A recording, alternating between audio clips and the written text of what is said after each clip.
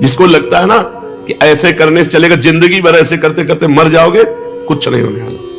जिसको ये लगता है ना मैं अपने दिमाग से लाता हूं कमा के, तो उतना ही लाओगे जितना छोटा दिमाग है। और ऐसे भरोसे में बैठे होला, जो देने वाला है ये उसका कार्य हो, अपने आप देखेगा। तो कह रहे शरीर को काट डाला जाए तो भी नहीं जाएंगे वृंदावन। धाम में शरीर को, इसको सजाने, इसको पालने, इसको पोषण करने से ही तो हमारी दुर्गति हुई है। हमको उचित आहार दे देना है इसको, और इस दुष्ट से खूब भजन कराना है, खूब सेवा करानी है, और अब ब्रह्मचर्य से रहना है, संयम से रहना है। क्या सुख है संसार में? आप हमें बताओ कौन सा सुख है? रुपया, पैसा, घर, मकान, काम भोग सुख। पूरे दिमागों को तौल के देखो, और काम भोग का सुख है कहां? मलमूत्र के द्वारों में। वो द्वार कैसे? जिनको छू लेने के बाद कई बार रज लगाकर हाथ धोकर तब पवित्र माना जाता है। बुद्धि भ्रष्ट है। तो चलो जब तक रही तब तक रही, अब जब परमार्थ में आ गए तब तो सिंहवत रहो, उठो। भगवान ने यदि हमें भजन का अवसर दिया तो इससे बड़ी और कोई कृपा नहीं है भगवान के पास। ये रुपया, पैसा, दुल्हन, नाना प्रकार की भोग सामग्री कृपा नहीं है, पापियों के पास भी है। सुतदारा धन लक्ष्मी पापी के घर होए, संत समागम हरि कथा तुलसी दुर्लभ दोए। अगर वृंदावन वास मिल गया है तो मरने की ठान लो, लेकिन जाने की मत सोचना। जाने की सोचे तो फिर गए गए। बहुत हृदय जलता है कि यार इतना बढ़िया जीव को अवसर मिला भगवत प्राप्ति का, ये भगवत प्राप्ति का कोई महत्व ही नहीं समझते। जहां साल 2 साल भजन के हृदय जला, देखो भजन का फल है उदासी। आप जितना भजन करेंगे तो आप अंदर ही कुछ अच्छा नहीं लगे। कल हम किसी से कह रहे थे कि कितना बड़ा भजन का महत्व है, मन उदास हो जाता है। लोग परलोक उसको कुछ अच्छा नहीं लगता है। गाड़ी में बैठ के चलना ऐसा लगता है जैसे जेल की सजा दी जा रही है। आप क्या समझते हो? हमारा सौभाग्य, हमारा सौभाग्य नंगे पैर वृंदावन में चलना, हमारा सौभाग्य मांग के खाना, हमारा सौभाग्य पटे पुराने कपड़े पहनकर भगवान के लिए रोना, हमारा सौभाग्य हम किसी का मुंह न देखें, कोई हमारा मुंह न देखे, हम केवल प्रिया प्रीतम को देखें, वो हमें देखें, ये हमारा सौभाग्य। पर अब जोई जोई प्यारो करे सोई मोहि भावे, जैसे प्यारे रखे। जीवन ऐसा नहीं, आज तक स्वप्न में ये कुछ नहीं आया है अभी तक। वही फटे पुराने कपड़े, वही भीख मांग के खाना, वही एकांत में पड़े रहना। स्वप्न आएंगे तो ऐसे ही आएंगे। अभी सूक्ष्म शरीर में इनका प्रवेश नहीं हुआ। ये कोई सौभाग्य है? हम आपसे सच्ची कहते हैं, भगवान से कभी मत मांगना कि यश हो, कभी मत मांगना। यही मांगना कि प्रभु मुझे संसार में कोई जान न पावे, छुप करके आपका भजन करके मर जाऊं, कोई ये भी ना जान पावे कि आपका ये भगत था। ऐसी बात मांगना, हम ये अनुभव की बात कहते हैं। कुछ नहीं, कुछ नहीं, सब नौटंकी माया की है। कंचन कामिनी कीर्ति 3 खाइयां हैं, इन्हीं में गिराकर भगवान से विमुख कर देती है माया। तो कह रहे चाहे शरीर को काट दिया जाए, किसी से संबंध न रखो। बहुत विचित्र माया है, बहुत सावधान रहो, कभी भी घसीट कर कहीं भी गिरा सकती। इसलिए हरिश शरणम हरिश शरणम हरिश शरणम। भगवान मैं आपकी शरण में हूं, आप ही बचाओ, आप ही करुणा करो। स्वात्मा वज्र सहस्त्र विद्य इवना स्पंदेत वृंदावना। मेरा शरीर हजारों वज्र से भी काटा जाए तो मैं वृंदावन नहीं छोड़ूंगा। श्री वृंदावन महामहिम, बस इतना तुम नियम ले लो, आप पार हो गए। भजन बने तो ठीक, ना बने तो एक भजन बन रहा है। 4 द्वार है, नाम रूप लीला धाम। धाम में तुम्हारा शरीर पड़ा हुआ है, और इसी रज में शरीर छूटेगा तो निश्चित भगवत प्राप्ति हो जाएगी। पूज्य पंडित गया प्रसाद जी महाराज गिरिराज वाले बाबा की अमृतमयी वाणी। धाम चिन्मय वस्तु है, या को कण कण तृण तृण चिन्मय है, किंतु प्राकृतिक जीव को जाकी दृष्टि माया से दूषित है, सब प्राकृतिक ही दिखे है, नहीं तो धाम चिन्मय वस्तु है। जो गुरु कृपा बल से, भजन बल से प्राकृतिक दृष्टि से ऊपर उठ जाए और भाव जगत में प्रवेश करे, वाकु धाम की महिमा दिखाई दे। वाकु धाम की प्रत्येक वस्तु सच्चिदानंद घन ही दिखे है। अब प्रश्न यह उठे है कि जिनको प्राकृतिक ही दिखाई दे है, उनको क्या करना चाहिए? यदि धाम में रहे तो डर लगे कि अपराध बने। ये जो बाहरी लोग आते हैं और यहाँ पिकनिक मनाते हैं ना, नरक का रास्ता बनाते हैं। वहां से लड़का लड़की आए, होटल ले लिए और गंदे आचरण किए, तो दुनिया का पाप यहां दर्शन मात्र से नष्ट हो जाता है। यहां पाप करोगे तो दुनिया में कहीं भाग कर चले जाओ नहीं। और यहां का पाप ऐसे जैसे उपजाऊ भूमि में नए नए किंगा ऐसे एक पाप तुम्हें लाखों बार दंड देगा, लाखों बार, क्योंकि उपजाऊ भूमि है ये। जैसे यहां 1 रुपया दान करो तो लाखों रुपया के बराबर हो जाता है, ऐसे एक पाप करो तो लाखों पाप के बराबर हो जाएगा। बहुत होश में। यदि धाम में रहे तो अपराध बने। और लोग ऐसे आते हैं जैसे किसी शहर में मसाला खाए पिच से थूक दिए, और कोई वैष्णव नाम जप करते हुए परिक्रमा जा रहा है, उसका पैर पड़ा, तुम्हारे सारे पुण्य नष्ट हो गए। खिलवाड़ समझते हो? परम धाम वृंदा विपिन है, या जामन आवे वहां थूक दो, चाट चूट खाई, दोना फेंक दिए, खखार के थूक दिए, बीड़ी सिगरेट पिए, यहां नाना प्रकार की कुमार्गामी प्रवृत्तियां की, तो नरक पक्का है, पक्का एकदम। कोई तुम्हारा दान पुण्य तीर्थ अवगाहन काट नहीं सकता, क्योंकि धाम का पाप है ये। अन्य जगह पाप बन जाए तो तीर्थों में जाने से नष्ट हो जाता है। तीर्थों में पाप बन जाए तो पुरियों में जाने से नष्ट हो जाता है। जो सप्तपुरियां, द्वारिकापुरी, कांचीपुरी, हावंतिकापुरी, ऐसे जो भगवान की पुरियां हैं, मथुरापुरी, अयोध्यापुरी, ऐसे 7 पुरियां, मथुरा, माया, काशी, कांची, हावंतिकापुरी, द्वारावती, 7 पुरियों का वर्णन है। अगर पुरियों में पाप बन जाए तो धाम, ये ब्रज धाम 84 कोष धाम है, ये सब पाप नष्ट हो जाते हैं। यहां अगर नंगे पैर पवित्रता से आप परिक्रमा एक लगा लिए तो जीवन का बहुत बड़ा लाभ कर लिए। 84 कोष भूमि की एक परिक्रमा लगा ली तो 84 लाख योनियों में अब आपको नहीं जाना पड़ेगा। ये ब्रज 84 कोष महामहिमा में। अब अगर यहां पाप बन गया तो धाम ही केवल मिटा सकता है, दूसरा नहीं। धाम का पाप केवल धाम मिटा सकता है, और वो आराधना करनी पड़ेगी रसिकों की आज्ञा के अनुसार। धाम की आराधना, मान लो किसी रसिक से पूछा हमसे पाप बन गया, अब कैसे क्या करें, तो अगर वो कहते जाओ कोई बात नहीं, माफ कर दिया धाम ने, उनके मुख में बैठकर धाम ने माफ कर दिया। अगर वो कहते चलो 3 परिक्रमा लगाओ वृंदावन की, चलो अच्छा दंडोती परिक्रमा लगाओ, बस चुपचाप लगा लो, बिल्कुल वो पाप नष्ट हो जाएगा जैसा वो कह रहे हैं। क्योंकि उस समय आपने जब प्रश्न किया तो रसिक महापुरुष के हृदय में बैठकर धाम तुम्हारे पाप मोचन के लिए उपाय बता रहा है, वैसा ही कर बैठो। चिन्मय को प्राकृतिक देखें तो का यहां सो, फिर वास नहीं करना चाहिए, भाग जाना चाहिए नहीं। कम से कम बाहर से आए वाले को अपराध ना बने, ये विचार करो। तो यहां रहने वाला, ये गुरुदेव भगवान से प्रश्न किया था 25-26 वर्ष पहले कि महाराज जी सुनते हैं धाम अपराध बहुत बड़ा होता है, जब धाम में रहेंगे तो यहां सब पूरी दिनचर्या होगी, तो क्या ये अपराध नहीं बनता? ऐसे परम पवित्र प्रियालाल के धाम में हम शरीर को रख रहे हैं, तो उसकी जो दिनचर्या, उसकी जो क्रियाएं वो तो होंगी इसमें। और हो सकता है कोई फिसल जाए पैर तो पाप भी बन जाए, किसी जीव के ऊपर पैर पड़ जाए तो मर जाए, या हम सतमार्ग से फिसल जाए तो कोई व्यभिचार आदि दोष बन जाए, कोई पाप बन जाए, तो उसका मोचन कैसे हो सकता है? क्योंकि वो धामवासी, धाम से बाहर तो जाएगा नहीं। अब उसका क्या उपाय है? जो तो गुरु जी ने कहा केवल धामवास से ही उसका सब पाप मोचन हो जाएगा। गुरु वाक्य जनार्दन के वाक्य हैं, भगवान के वाक्य है कि उसको कोई उपाय नहीं करना, वो धाम निष्ठा लिए पड़ा है, बस उसके सारे पाप अपने आप नष्ट हो जाएंगे धाम की कृपा से। लेकिन जो बाहर से आया हुआ है उसे बहुत सावधान, जो धामवास कर रहा है जानबूझकर थोड़ी पाप करेगा। अगर उससे कोई गलती हो जाती है तो धाम वृंदावन प्रभाव सुन अपनों ही गुण देत, जैसे बालक मलिन को मात गोद भर ले। अब बालक माँ की गोद में शौच लघु शंका कर देता है, कोई अपराध थोड़ी माना जाता है। ऐसे वृंदा टबी माँ उन पर कृपा करती है जो अपना जीवन वृंदावन को देख करके अखंड वास कर रहे हैं। लेकिन जो बाहर से आते हैं इनको बहुत होश में आना चाहिए। यहाँ केवल आओ भजन के लिए, यहाँ प्रिया प्रीतम को रिझाने के लिए आओ, यहाँ अपनी समस्त कामनाओं को दबाने के लिए आओ, यहाँ वासनाओं का खेल मत खेलो, तो फिर खेलने लायक नहीं रहोगे। ऐसी ऐसी परिस्थितियां आती हैं जीवन में, ऐसे ऐसे कष्ट आते हैं पूछो मत। कम से कम जो बाहर से आवे हैं उनको अपराध का डर होना चाहिए कि धाम में अपराध न बनने पावे। और देखो घबराओ नहीं, जो धाम से बाहर नहीं जाए हैं, धाम में ही रहे हैं, वो धाम को स्वरूप हो जाए हैं। शास्त्र और संतन ने बात बतायो है, पंडित व्यास प्रसाद जी देखो वर्णन कर रहे हैं।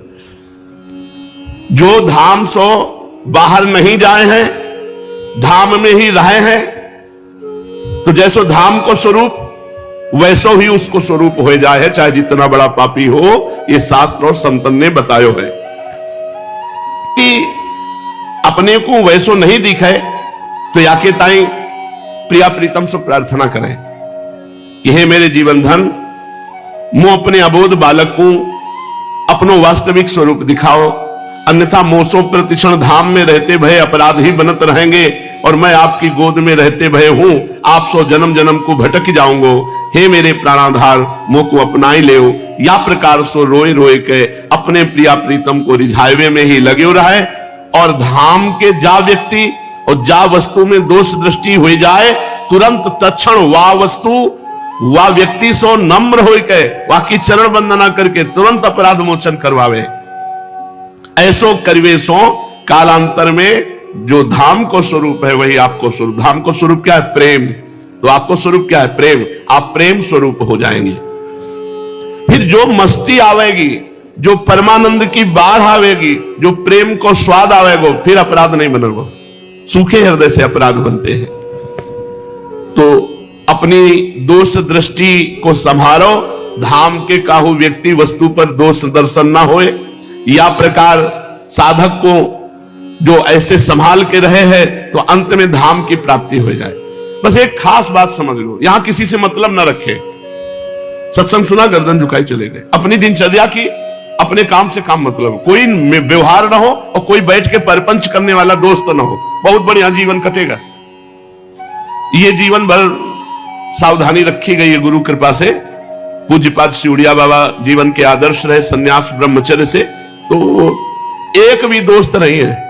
हमसे प्यार करने का मतलब है श्री जी के चरणारविंद से प्रीति होना, राधा नाम से प्रीति होना, श्री धाम को जीवन समर्पित हो जाना, अहंकार चूर चूर हो जाए, बिल्कुल एक यंत्र बन जाओ गुरु के, श्री जी के, तो बस जीवन पार हो। और ऐसा बनना कोई चाहता नहीं। और जो उसे बर्दाश्त कर लेगा उसे सबसे मीठा वस्तु मिलेगी, श्री राधा किशोरी। राधा किशोरी परम रस समुद्र, प्रेम समुद्र। आप ये समझ लो, प्रेम लाडली जू, आनंद लालजू, और उनकी शरण में गोविंद शरण। प्रेमानंद गोविंद शरण, प्रेमानंद की शरण में गोविंद शरण। जो प्रेम है वो प्रियाजू, जो आनंद है वो लालजू, और जो गोविंद जिनकी शरण में है वो है प्रेमानंद। हमारे नव किशोरी नव किशोर। तो गोविंद से प्रेम करने के लिए प्रेमानंद का परिचय चाहिए, और प्रेमानंद का परिचय प्राप्त करने के लिए अहंकार गलित चाहिए। साधक को परम कर्तव्य कि धाम में रहते हुए धैर्य से काम लेनो है, धीरज न त्यागे। धैर्य और धीरज पूर्वक सदगुरुदेव को दृढ़ आश्रय रखे। मन लगवे ना लगवे की चिंता ना करे। बहुत बड़े महापुरुष की बात है, बिल्कुल ऐसे ही होना चाहिए। मन लगवे ना लगवे की चिंता ना करे, चिंता करे केवल केवल कि मुझे सदगुरु की आज्ञा पालन में रहना है। अपने मन बुद्धि सो कह दे कि अब तुम्हारो सब काम समाप्त हो गए भैया। अय बुद्धि, अब मुझे तुमसे सलाह नहीं लेनी। अय मन, अब मुझे तुम्हारे अनुसार नहीं चलना, मुझे गुरुदेव के अनुसार चलना है। तुम अब सुख सो चैन की नींद सो। अय मन बुद्धि, अब तुम्हारी जरूरत नहीं है, अब गुरुदेव की आज्ञा के अनुसार चलेंगे। मेरे सदगुरुदेव की आज्ञा पालन करन देव, बस फिर तो तुम देख लो कोई अपराध कभी ना बनेगो। शीघ्र ही तुम प्रसन्नता की तरफ बढ़ते चले जाएगो। एक दिन ऐसो आएगो कि तुम नित्य को अपने प्रिया प्रीतम को, अपने खिलौना को गोद में लिए बैठे होंगे। ये भजन साधन की हो जाए है गुरुजनन के योग्य बनने के लिए। भजन साधन भगवत प्राप्ति के लिए नहीं, गुरुजनन के योग्य। गुरु जैसी आज्ञा करे वैसी क्षमता आ जाए कि हम उनके अनुसार चले। और प्रभु के श्री चरणन में भाव बने हैं गुरु कृपा से, पक्की बात है। भाव बने हैं, प्रेम उपजय है। परंतु यदि साधन भजन करते भय हो गुरु की आज्ञा का पालन नहीं, तो न प्रेम उपजय है, न भाव बने है, चिंतन बिगड़ जाए है। जब तक प्राण रहे तब तक बड़ी तत्परता और सत्यता से भजन साधन करो, पर अधीनता गुरु की। अपने को हूं प्राण परिहार करके गुरु की जो गति भावे वैसी चलो, जैसी चाल कहें वैसे ही चलो। सुधो चले आपने धर्म रस कंसो प्रीतम कहे, कब हूं काल वृथा नहीं जाए। ये देहाध्यास ही तो भगवत प्राप्ति में बाधक है। सावधान, गुरु या को ही मिटावे है। तुम्हारे देह के अभिमान को, तुम्हारे देह के भाव, क्या उचित है क्या अनुचित है, क्या मंगल है क्या मंगल है, छोड़ो। जो आज्ञा कर रहे हो वैसे चलो। देहाध्यास निवृत्ति को उपाय, या देह काहू को दुख न दे, गुरु की आज्ञा में रहे। सच्ची मानो, जिनके गुरुजनों की शासन में जो रहे वही उत्तम महापुरुष हुए, नहीं तो माया बहुत इसकी विचित्र चाल है, ऐसी ऐसी चालों में फंसा देगी। एक एक अक्षर गुरुदेव के परम सत्य पक्का समझ लो। हमारे गुरुदेव कभी ऐसी आज्ञा नहीं करते कि जाओ ऐसा करो। एक संत थे, उन्होंने अपने शिष्य से कहा कि अगर ऐसा किया जाए तो मंगल हो जाएगा। समझ लो वो संत तुम्हें को आज्ञा करा, वो कभी ऐसी आज्ञा नहीं करते कि अच्छा ऐसा है कि तुम ऐसा कर लो, कभी नहीं। वो एक थे, उन्होंने कहा था, अपने शिष्य से कहा कि अगर ऐसे चला जाए तो बढ़िया मंगल हो जाएगा। अब तुम समझ रहे हो कहानी सुना रहे हैं, हाँ महाराज जी, अब चले गए तो चले जाओ, पकड़ो तो महाराज जी संत है, तुम ही शिष्य हो, तुम्ही को उपदेश। वो कभी डायरेक्ट आदेश नहीं देते, वो घुमा के किसी प्रसंग को करते हुए फिर आपको उपदेश देंगे। एक भी व्यक्ति न रह जाए पूरे संसार में जिससे द्वेष, ये गुरुदेव पकड़ते हैं कहां फंस रहा है जीव, कहां जीव गिर सकता है। और वो कभी ऐसा नहीं कि आपको ऐसा करना चाहिए, वो जब कभी तो किसी वाणी का गायन करके या किसी संत के चरित्र को बताकर पकड़ लो तो पकड़ लो। तो ये देहाध्यास भगवत प्राप्ति में बाधक को गुरुदेव याकू ही नष्ट करे हैं। और ये बहुत छरछराहट है, सबको प्यार करते हो, हमको डांटते हैं क्योंकि सब देहाभिमान रहित है, तुम देहाभिमानी हो, इसलिए अपने को मानना चाहिए सब अच्छे हैं, हमें कमी है, गुरुदेव हमको कृपा करके डांटते। और सही पूछो तो सबसे ज्यादा प्यार उसी को होता है जिसको डांटा जाता है। डांटा उसी को जाता है जो अपना होता है, जो अपना हृदय होता है। कभी कोई संत महात्मा डांट दे तो बुरा मत मानना है, मानना कि आज मेरा जीवन धन्य हो गया कि इन्होंने अपना माना और मुझे डांट लगाई। जब देहाध्यास नष्ट हो जाए है तभी भगवत प्राप्ति हो। ये देहाध्यास गुरुदेव भगवान की कृपा से नष्ट होए तो गुरुदेव की अधीनता स्वीकार करके भजन करे। श्रीमद् भागवत महापुराण, भगवान श्री कृष्णचंद्र जी कृपा करके उद्धव जी को परम तत्व का उपदेश एकादश स्कंद के रूप में किया। उद्धव जी ने प्रश्न किया कि हे अच्युत, जो अपना मन वश में नहीं कर सका है उसके लिए आपकी बतलाई हुई इस योग साधना को तो मैं बहुत ही कठिन समझता हूं। अतः अब आप कोई ऐसा सरल और सुगम साधन बतलाइए जिससे मनुष्य अनायासी परम पद को प्राप्त कर ले। ये उद्धव जी महाराज अब समझो आखिरी प्रश्न कर रहे हैं धीरे धीरे। अभी थोड़ी देर बाद ही बद्रिकाश्रम चले जाएंगे, फिर यदुकुल का संहार और भगवान परम धाम गमन। उद्धव जी ने प्रश्न किया कि हे गोविंद, हे अच्युत, जिन्होंने अपना मन वश में नहीं किया उनके लिए तो बड़ी कठिन साधनाएं जो भी आप पीछे परमार्थ निरूपण और बहुत से सब किए। अतः कोई ऐसा सरल सुगम साधन बताइए जिससे मनुष्य अनायासी परम पद प्राप्त कर सके। हे कमल नयन, आप जानते हैं कि अधिकांश योगी जब अपने मन को एकाग्र करने लगते हैं तब वे बार बार चेष्टा करने पर भी सफल ना होने के कारण हार मान लेते हैं और उसे वश में ना कर पाने के कारण दुखी हो जाते हैं। हे पद्मलोचन, आप विश्वेश्वर हैं, आपके ही द्वारा सारे संसार का नियमन होता है। इसी से सारा सार विचार में चतुर मनुष्य आपके आनंद वर्षी चरण कमलों की शरण लेते हैं और अनायासी सिद्धि प्राप्त कर लेते हैं। जो आपके चरणों की शरण लेते हैं, आपकी माया उनका कुछ भी नहीं बिगाड़ सकती, क्योंकि उन्हें योग साधना और कर्मानुष्ठान का अभिमान नहीं होता। परंतु जो आपके चरणों का आश्रय नहीं लेते, वे योगी और कर्मी अपने साधन के घमंड में फूल जाते हैं और अवश्य आपकी माया ने उनकी मति हर ली है। प्रभु, आप सबके हितैषी सुहृद हैं। आप अपने अनन्य शरणागत बलि आदि सेवकों के अधीन हो जाएं, ये आपके लिए कोई आश्चर्य की बात नहीं है, क्योंकि आपने रामावतार ग्रहण करके प्रेमवश वानरों से भी मित्रता का निर्वाह किया। यद्यपि ब्रह्मा आदि लोकेश्वर गण भी अपने दिव्य किरीटों को आपके श्री चरण कमल रखने की चौकी पर रगड़ते रहते हैं।